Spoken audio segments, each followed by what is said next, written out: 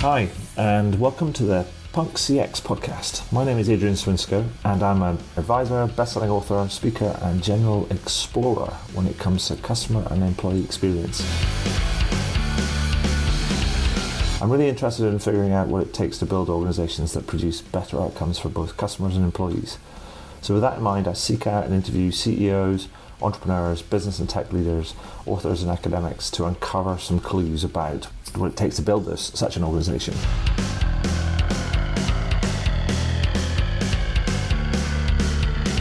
Now, some of you may know the podcast as the Rare Business Podcast, but I decided to rename and rebrand the podcast recently. This is for a number of reasons. First one was to mirror the title of my book, Punk CX, which was published in June 2019. 2, because I'm a fan of punk music. And 3, it's just more fun, right? Anyway, if this is your first time listening to one of these interviews, then hello and welcome. And please do dive into the archives at adrianswinsko.com, as I've now completed over 300 of these interviews in the last few years. If this is not your first time listening, then welcome back and thank you. Anyway, that's enough from me right now. Let's get into the interview. Before we get into the interview, I just want to say a big thank you to the folks at Pega Systems for sponsoring my podcast for the coming few weeks. You can join Pega from October the 7th for a series of free online events that are focused on shaping the future of business and designing today's tech to solve for tomorrow's challenges. Now, whether your focus is one-to-one customer engagement, customer service, or intelligent automation, there's going to be a virtual event tailored just for you. You'll be able to watch live demos and hear inspiring stories from world-leading organizations in a time zone that suits you. So, go to pega.com and search for Discover, and you will quickly and easily find the event page where you will be able to register for free. I'll see you there. Now, let's get into the interview.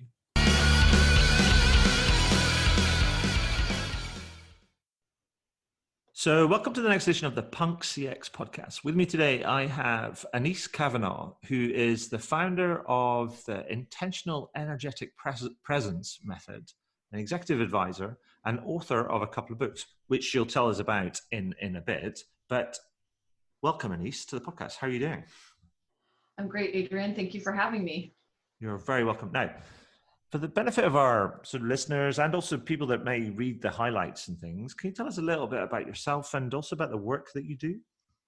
Of course. So I am a leadership and culture executive advisor. I created a methodology called the IEP Method, which stands for Intentional Energetic Presence. And this methodology is all about helping people show up really, really well for themselves in terms of their presence as a leader and their self-care.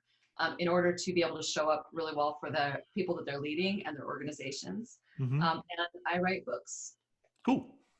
Yeah. So, I mean, you mentioned books. I mean, there's a couple of books that you've come out that I've got right in front of me, one of which is called Contagious Culture, and then the other one is called Contagious You. I think Contagious Culture came first, if I'm right, and Contagious You is the follow-up. Right. Can you tell me about them, and how did they come about? Because I mean, I'm fascinated in the book writing kind of process and how they all emerge. I've gone through the process myself, and never one time. They're all different kind of processes, as it were, in terms of how they emerge. So how is it? How did they come about for you? And what's the sort of the main thesis of each of these books? Oh, of course, yeah. Okay, so let's see, Contagious Culture. That came out in 2015, and that was the result. So I had been working with people for years. I'd been doing coaching and training and teaching and advising and all this fun stuff around this methodology. And what I had found was I was working with a lot of business leaders, and what I found is that a lot of times they would have me come in to work with them around their leadership and their culture. And there was this common belief that culture was something that was created, by the leadership team or by a set of people. Culture was something that's created outside of ourselves. And so we would, they'd say, okay, great, let's do these culture initiatives and let's work this out and let's put this in place and let's get this foosball going and free lunches and all these things are going to make really, really great culture and have us connected. But then what I started to notice is that the way that it wasn't the foosball tables, for lack of a better metaphor right now. It wasn't that was actually making the culture. It was how every single person in the culture showed up. So there's this belief, you know, leadership is about our skills and what we do. Well, really what I've found over 20 years of doing this work is that our leadership impact is really about how we show up and who we be. It's how we make people feel. It's the energy that we put out there. It's our ability to lead in a way that inspires people to follow us and be with us versus work with us because they have to, because we're giving them a paycheck. And the other piece of this was when you put a bunch of really solid leaders together with a good intentional energetic presence that are coming from the right place and have the right intentions, that their energy is clean and they're present. When you put a bunch of those people together, no matter what position they are in the company, whether they're the CEO or the frontline administrator, you put a bunch of people together that've got good IEP, that actually creates the culture. Yes. So while people think that culture is created outside themselves, actually what I found is that culture is a result of every single one of us and how we show up, and we emanate the culture we want to be a part of. So the Contagious Culture book came as a result of seeing this over and over again, where there was this wanting to put culture outside of myself and wanting to fix it or wanting to change it or wanting to form to it, when really we have such beautiful internal power, and it's how we all show up that's going to create that culture. So that was Contagious Culture. That book, came out. It was fun about that book was that the big surprise around it was people got the book because they thought, okay, great, it's a culture book. I'm going to work on my business and my organization. And then they got it and they got into it. And the invitation and the work in the book actually takes them on this journey of, all right, great that you want to work on your culture, and actually you are the culture. So that book actually started, the first 3 sections of the book are devoted to the individual leader and how they're showing up and how they strengthen their energetic presence. And then the last 2 sections of the book actually take them into, okay, great, now we're going to build your culture. Right. So that was the first one. And then after that book, then we had a really lovely response to it. And I started going out and working with more companies and more industries and working in really different ways than I had been working before. And in all the rooms that I was in, I was getting all these questions, and the core questions were around, great, I'm doing all this work. I get it. I'm the culture. Like, I'm working my IEP, which is the acronym for Intentional Energetic Presence. Yeah. I'm working it, I'm doing it, but how do I handle the guy who's not? Or how do I handle the gal who's not? Or, how do I work better with my colleagues who don't think that this applies to them? And so there was that. And then there were the people that would say, okay, great, Anese, that's really fantastic. I know that I'm the culture. I get it. My team needs this. I totally have it under control, and they didn't. And so they thought they had it under control, but actually they were the people that their people were quitting because of the way that they were showing up. And so Contagious You came out in 2019, and that was my way of going, okay, for the people who want to strengthen their IEP, this is a book for you. For the people who want to strengthen your IEP and learn how to work better with the people who might be showing up really negatively or giving you a hard time, this is a book for you.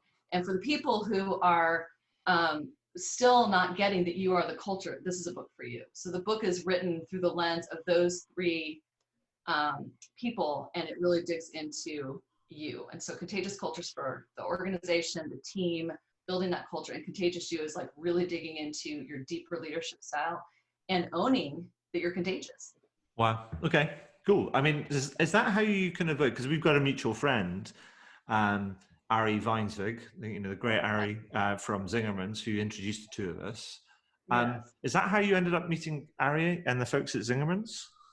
I met Ari way before the book. So I met Ari in 2008 at a Inc. conference. I think we were in Washington, and he and I met at an Inc. conference.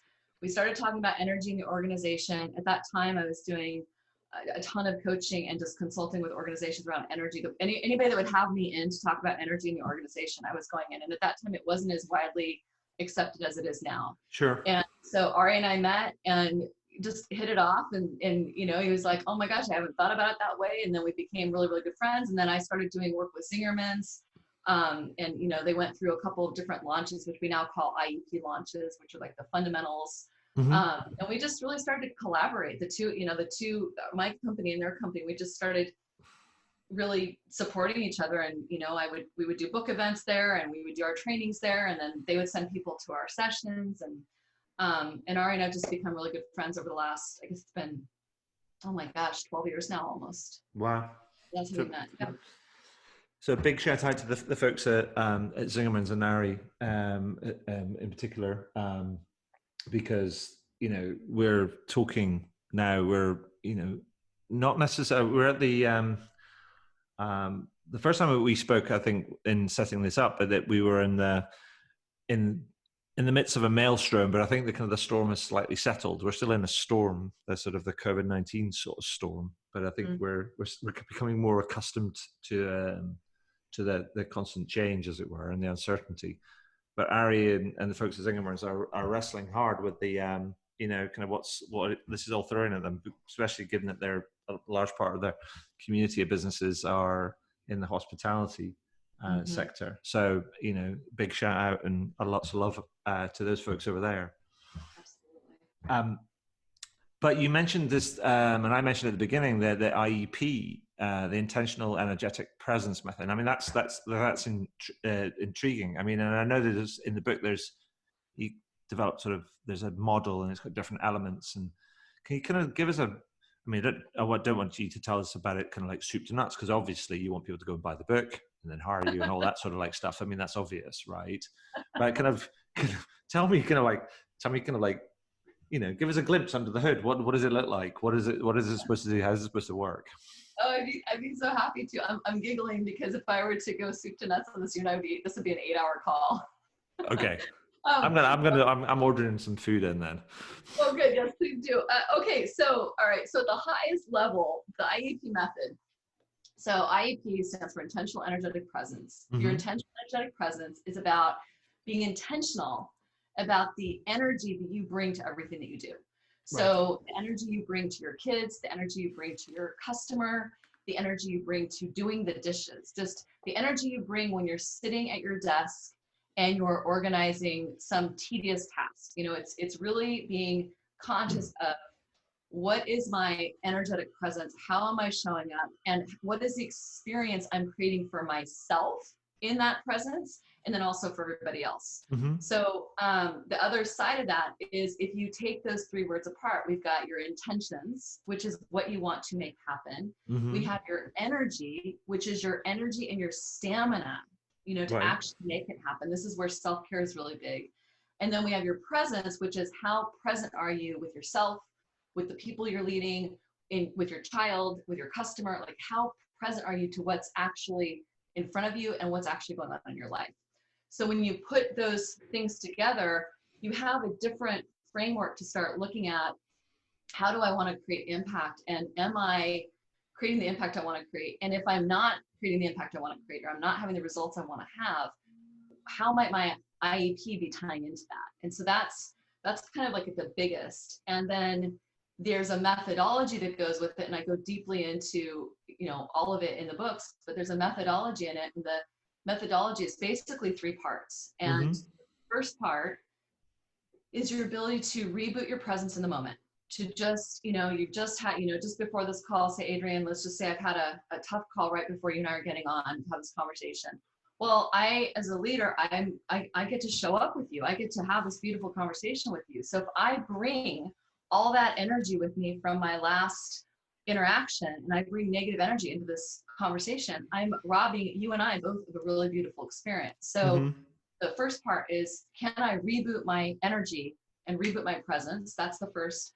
The second is the ability to build a strong energetic field and foundation, which is, you know, includes everything that I do. So the food that I eat, the thoughts that I think, you know, the thoughts that I choose actually, the support that I get, the environment I surround myself, how I take care of my body, who I surround myself with, like all these different pieces are contributing to that second part of our building a strong field. And in every moment, with everything we do, with everything we put in our body, with our sleep, with our thinking, we are either building a stronger field or we're depleting it. So that second part of the methodology is really looking at how do you build that field, and authentically, you know, not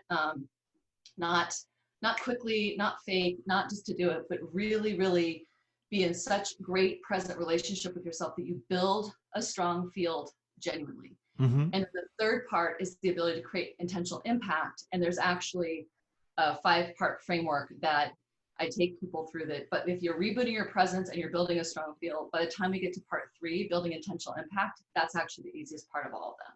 So those are the 3 parts at the highest level. Perfect. Yeah. Now I don't need to send out for takeout. So, but I think the thing that you said also at the beginning, and and I thought it was important because you talked about leadership, but you also talked about leadership at all levels of the organization, whether that's like a frontline administrator or team leader to somebody who's a senior exec. And I think that's important. For me, it's an important, if you like, it's an important umbrella to open up, as it were, because leadership often gets talked about. When people say leadership, then they often think about senior execs exclusively. But actually, leadership shows up all over the organization. And I think we need kind of leadership all over organizations, particularly now, given that many organizations are being pulled left, right, and center, as it were. Yes. Now, you talk about, but when people talk about leadership and developing leadership, people often start with skills development, but actually that's not kind of what you're advocating in the book. Actually, you're advocating starting with the IEP. And does that kind of fit in with the 3 steps that you talk about? Yeah, it does. It really does. It's in a good example that I think anybody can relate to is you think about somebody who's got excellent leadership skills around giving feedback, or they've got the perfect feedback model, or they're really good at their communication or what they say, or they're really good at setting the vision for the company. And they've got the great skills. However, the way that they're showing up, the way that they make you feel is not great. They come in, their energy's heavy, it's negative. You walk away from that feedback conversation feeling really resistant, maybe blamed, maybe they weren't present with you when they were giving you that feedback. So you're really not feeling safe and invited into actually following through on it. And so what I see over and over and over again is you have people who've got, PhDs and great credentials, and they got a really fantastic title, and they might even be making the company a ton of money, but they're leaving dead bodies behind. They make people are following them because they have to versus they want to, and it has to do with how they're feeling around them.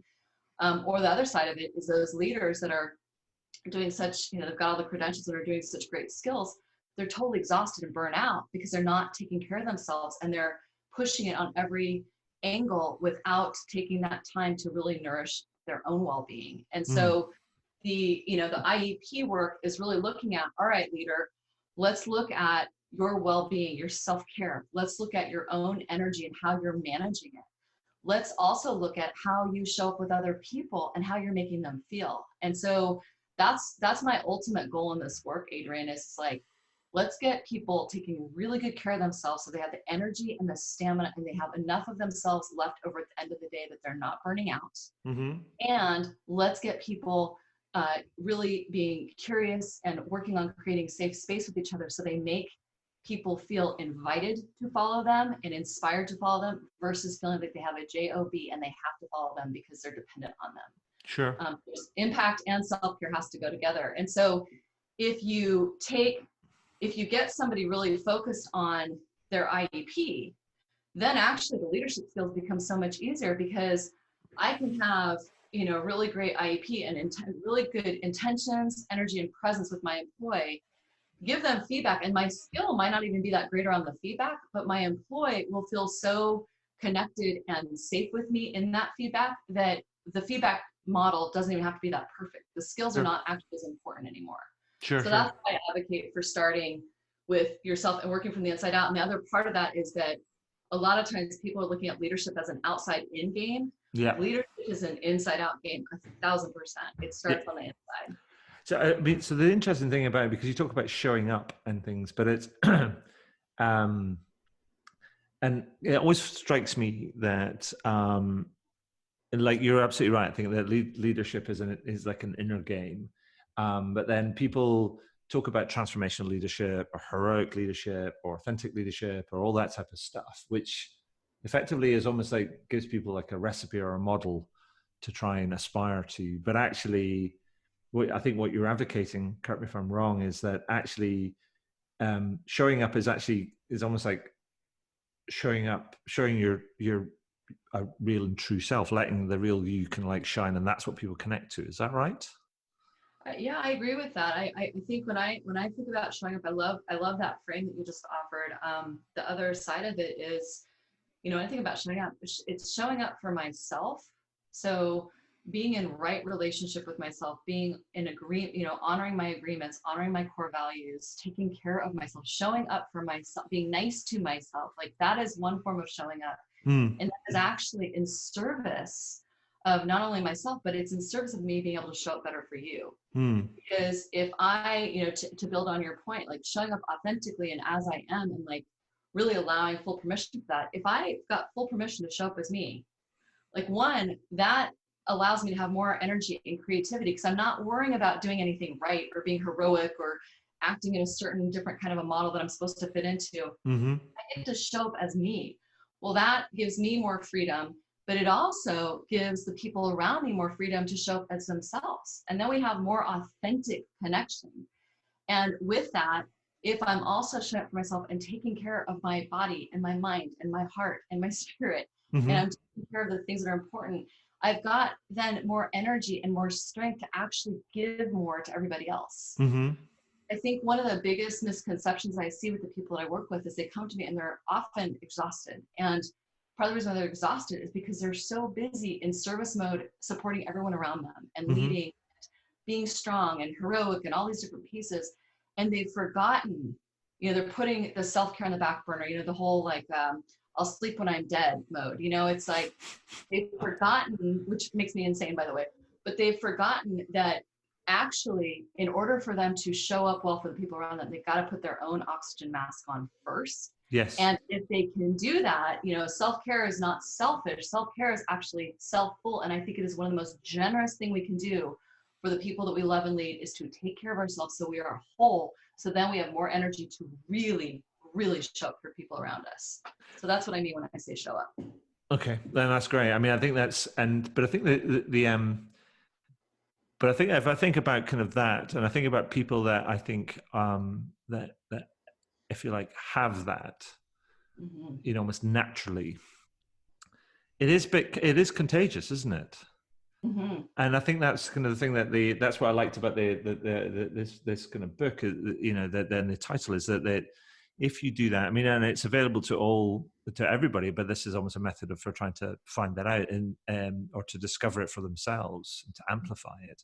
But it becomes contagious, and it almost you kind of invite people in, and look after yourself, but you're looking after other kind of people. But it's also it's inviting people to be to do the same for themselves, and that becomes this contagious thing. But in the contagious you, and this is kind of where they're kind of it's almost a bit of a path, almost like a map that you develop. You describe 21 practices around how to build that sort of energetic, contagious presence. Mm-hmm. Obviously, we don't have another 8 hours to go through all 21 of them.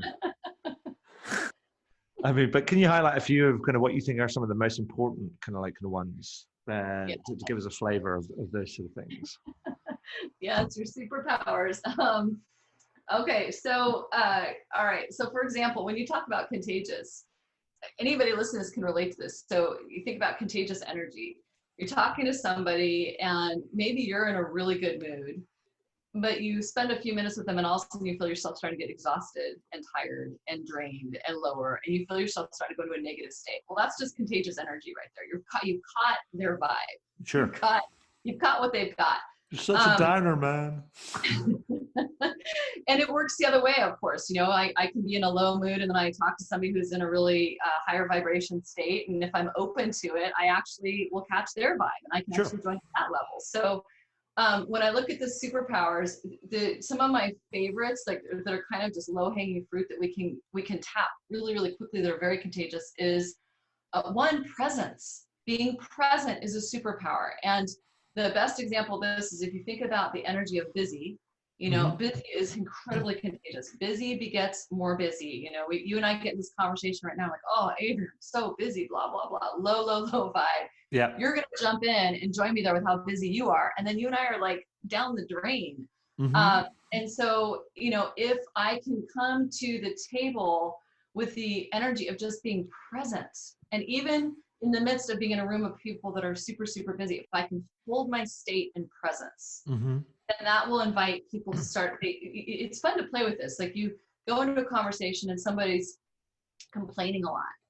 And if you just hold presence and stay with them, you'll notice they start to slow down. The vibration starts to shift, and they'll start to actually open up a little bit and create a little bit more space. And then from that place, you can go to another superpower, which is basically, you know, turning a complaint into a request.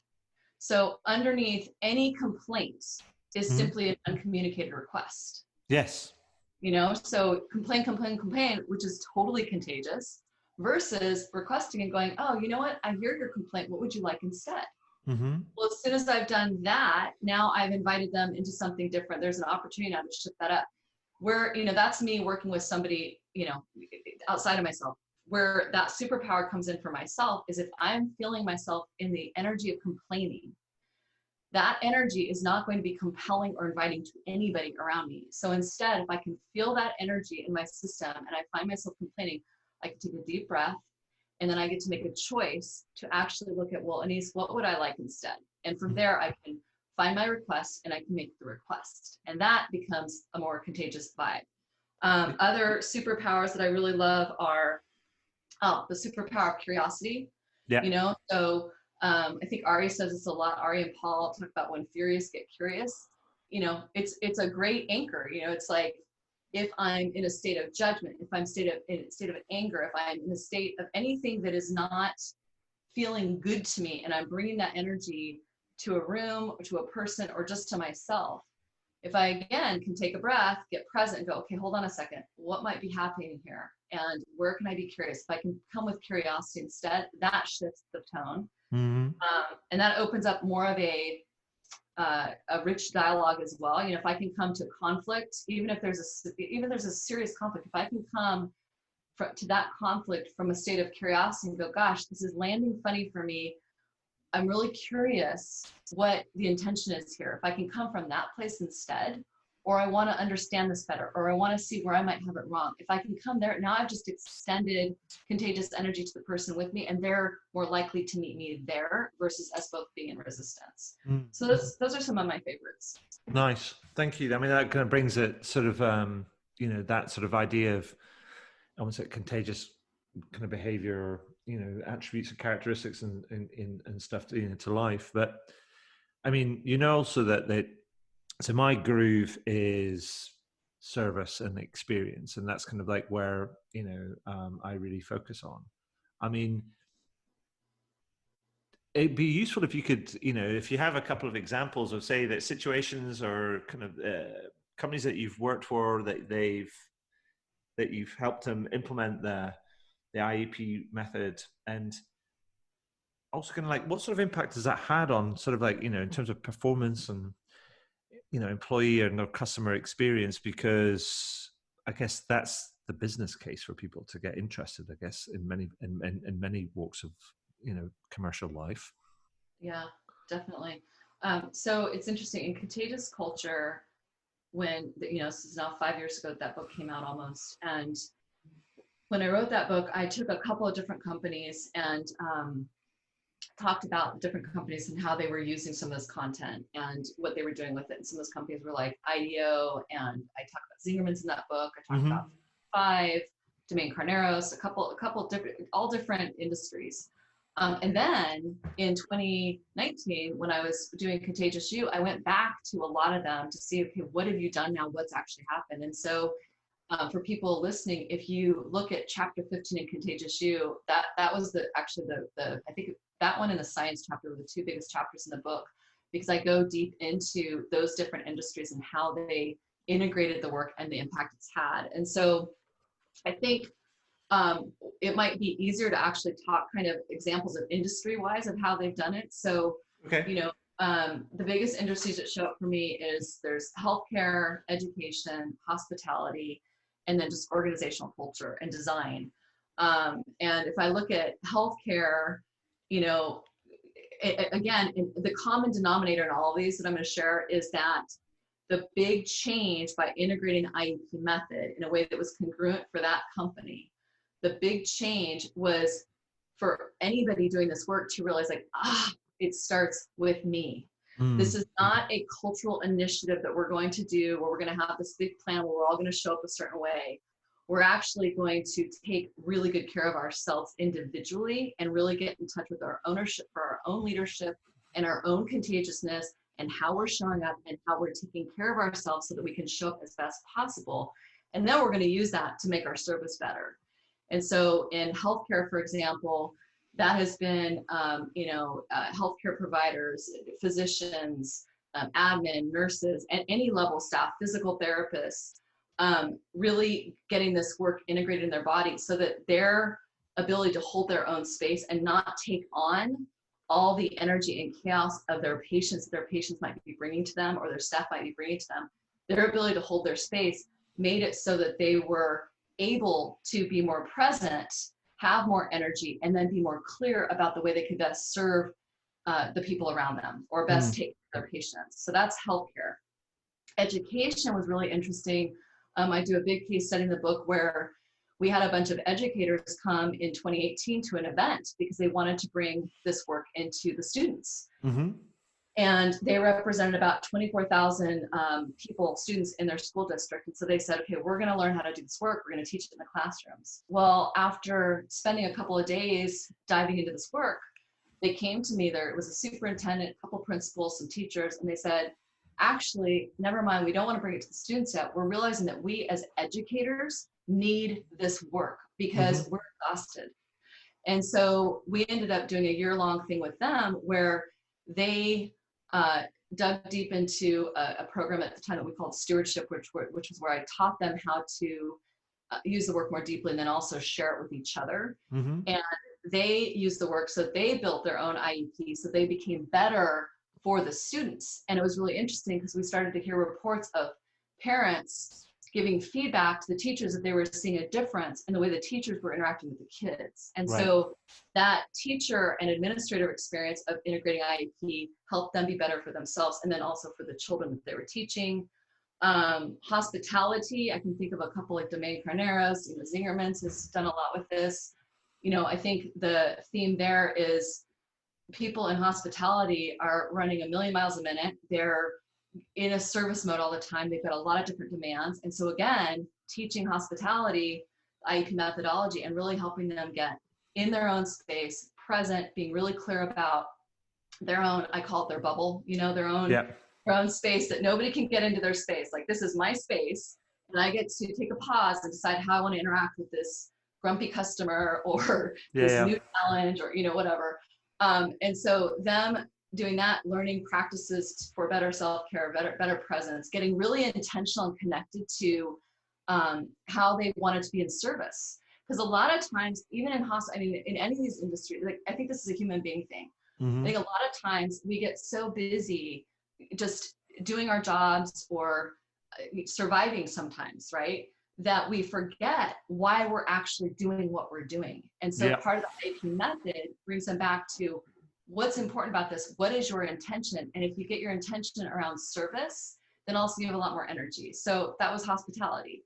And then I would say corporate culture, just generally speaking, corporate culture design, again, coming back to authority with my own leadership, authority with how I'm showing up, really noticing that if I've got conflict in the organization, if I've got a culture that I do not like, what is my part in that? How am I contributing to it? If even I'm just being silent or I'm complaining or whatever, getting people to really get that, the impact has been that they then start to be contagious in a way that the people around them want to collaborate more. They get, then they want to be more responsible for their own energy. And so that's been a really beautiful ripple effect there. So awesome. A lot of words fast. Yeah, no, that's fine. I mean, because it makes me think that I've been, so I've been doing some writing and thinking about what I see sort of unfolding in front of me. I call it sort of like I'll be watching the tectonic plates of consumer and business behavior sort of change or shift and change. And I sort of wrote this kind of piece, and I had like these different imperatives. But one of the imperatives that the people I thought that people need to be pay attention to is sort of, is experience. Now people might go, duh, that's kind of obvious, like you're sort of in that space. But actually, the thing I was saying, I think there's 4 bits within that. There's and I think the IEP and the contagious nature of culture plays into both employee experience, because we're going to have to redesign it given kind of where we're at. Probably do the same for our customer experience, but I think there's also this other sort of thing around other 2 things. One is about this emerging stakeholder experience, and how culture fits into that, and intentional kind of presence and energy and things fits into that, because many people, both inside and outside of organizations, are looking to organizations increasingly to exercise how I've been phrasing it as exercise their agency in the face of all these other sort of problems and challenges that we're facing in our communities and societies. And another level is to actually really look at the leader experience. And some people might say that's a subset of employee, but it deserves to be parsed out and have its own spotlight.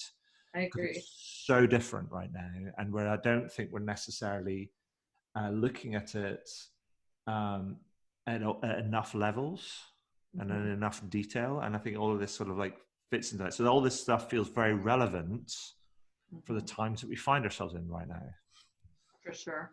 I love it. I love it that you're pulling the leadership experience out as a different category. And one of the reasons is because, and I talk about this in Contagious but this thing that I call it leadership depression, which basically is because in leadership, especially right now at this moment in time, leaders have got, and I do want to like reiterate, I hold every single human being as a leader, because if you are not leading your life, then who's leading it? So I just want to say that. And leaders in organizations, leaders who are leading impact, leading different initiatives, leading the company, leading your stance on what you're going to do next as you re-enter people into the workforce, or as you guys are all going virtual, or whatever might be happening.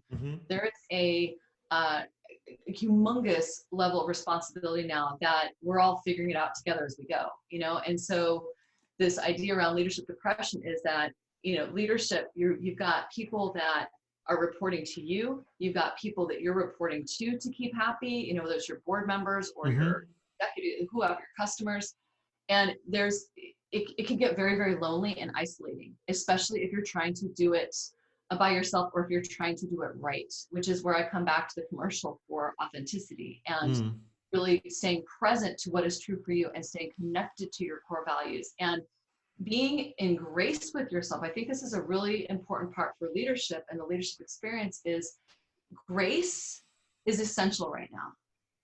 Grace is essential. If we can take really good care of ourselves, stay connected to what impact we want to have, and stay connected to service and helping things go better. And if at the same time we can be really graceful with ourselves while we figure this out, and be in partnership with ourselves, internally, partnership, where we're our own best friend, we've got our own back, and we're willing to ask for help, say when we don't know what the answer is to something, and really come to the table open and in service of everything else. Like I think that is a huge part of the leadership experience that we're going to need to double down or quadruple down on, whatever it is, hundredruple down on, in order to move through this period of time that we're in. I think that's great and great advice. I mean, but here's a question for you, Anese, is that, a lot of people kind of almost just want to get started on things. Sometimes the first, as it Confucius said, the journey of 1,000 miles starts with the first step. If I was to say to you, kind of, what would be your best advice around the first step for people wanting to become more intentional and develop their own intentional, energetic sort of presence, become more contagious on that journey towards building themselves up as their own leader of themselves, but also kind of like transforming their culture of their team or their business unit or their bigger business or organization. I mean, what would be the best first step that you would suggest they take? Okay, the first step I would suggest that they take is to stop and take a pause right now. To really, really pause. And I mean that, figuratively, on a bigger level picture, but I also mean that literally in this moment to stop and create some space for you in your life starting today, where you actually get to be present with yourself, to see how you're feeling, to give yourself an honest assessment of where you're at, what you want, what's really important to you, and to have an honest conversation with yourself around what your level of self-care is and how you're setting yourself up to be the best instrument of change. And I know that's a lot of like little mini steps in that one step. And that pause, Adrienne, to me it's the place I have when people come to do work with me, because I work with people privately sometimes. And when they come to do work with me, one of the first things that we're doing is I'm having them create some kind of a morning ritual or some kind of a practice that they're doing during the day where they have at least 30 minutes for themselves to stop and be still and to really ask themselves good questions and to just get into their bodies. And from this, if you can get into your body and just give yourself that time, like you've got to make the space to have this conversation to shift. You have to make the space for becoming. Otherwise, we as human beings have to make the space for becoming. Otherwise, we're in reactive mode and we don't actually, what we become is a default of what the world wants us to become versus becoming what we want. So I would say stop, take a pause, and get the right relationship with yourself. Perfect. So, Anese, anything else you'd like to add? I mean, that's been fascinating. But anything else you'd like to add before I ask you a couple of final, but sort of fun, sort of researchy kind of based kind of questions? Sure. Let's see. Is there anything else I'd want to add? No, I think just at like the highest level, it's the invitation is, to take really good care of ourselves, to stay connected to our IEP and to really stay connected to being in service of. And if we can put those things together and then do whatever we need to do to be nice for ourselves in the process and then do it together, I think we can do some really great things. So I'm optimistic, Adrienne, at this point in time with everything that's going on in the world, as challenging as things are and as unknown and all the stuff that's going on with COVID. I actually feel an incredible amount of quiet optimism, and I think I mentioned to you earlier, stoic joy, which is not cheerful, but an internal, quiet, stoic joy around what's possible from this moment. But it has to start with every single one of us individually doing our work for it. Perfect. That's what I had. Yeah. Yeah, no, here to that. So, like I was explaining before we kind of like started this podcast, I mean, I published a new book called Punk CX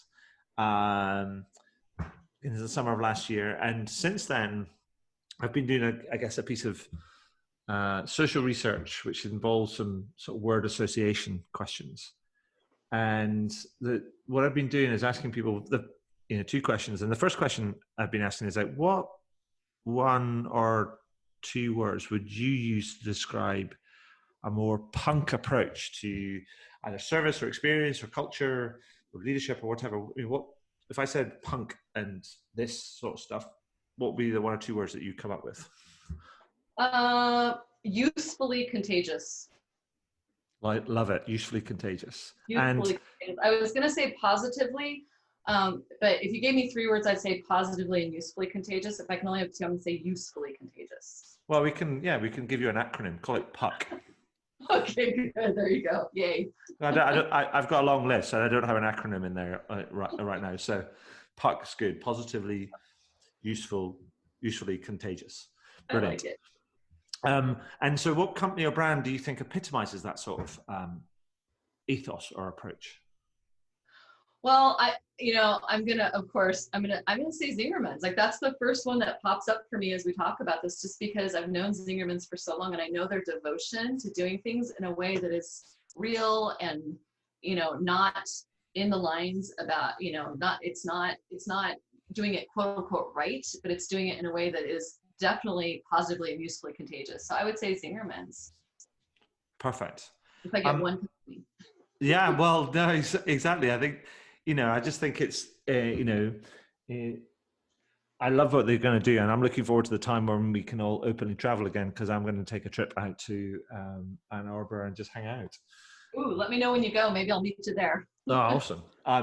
But Anese, thank you for that. Thank you for sharing some insights from the two books. It's been lovely to meet you and learn more about you, and learn more about kind of your perspective and the value it can bring to experience across the board, and kind of whether it's employee or customer or stakeholder or leadership, or just overall kind of culture and things. I mean, it's just been fascinating and really enlightening and useful. So thank you for sharing your time and experience with us today. That's been awesome.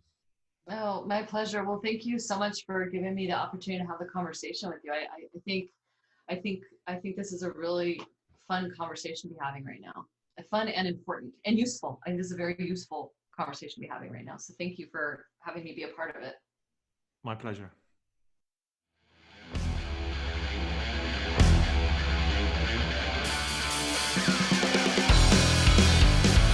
Well, that was cool. I hope you enjoyed it. I did, and I always do actually, because I always learn something new when I speak to some of these amazing kind of people. And it's always something new that I can incorporate into my writing, speaking, workshops, and other sort of advisory work that I do.